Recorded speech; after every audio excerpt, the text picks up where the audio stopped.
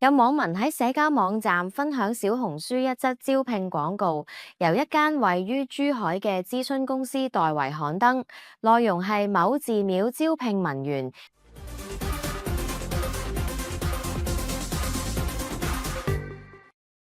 要求係40歲以下嘅已婚女性，粵語流利。工作要求包括每日工作9小時，需熟悉電腦基本辦公軟件，會做 PPT、視頻銷售寺廟內產品，做嘢細心。待遇方面，寺方開出嘅條件為工資8500蚊，包食住，需接受素食。具體面議，每月休息4日。有關廣告引起網民熱烈討論，當中唔少人對於已婚要求感到好奇，問已婚係咩要求，亦都有人反問單身唔做得寺廟。不過有人則認為住持可能認為單身做呢份工會減少姻緣。有清醒網民就質疑廣告針對特定年齡層、性別同婚姻狀況進行招聘，有冇條例唔俾咁樣揀人？轉載廣告嘅網民亦都質疑寺方違反澳門政府嘅就業政策，部分人批評寺廟香油收入豐厚都咁孤寒，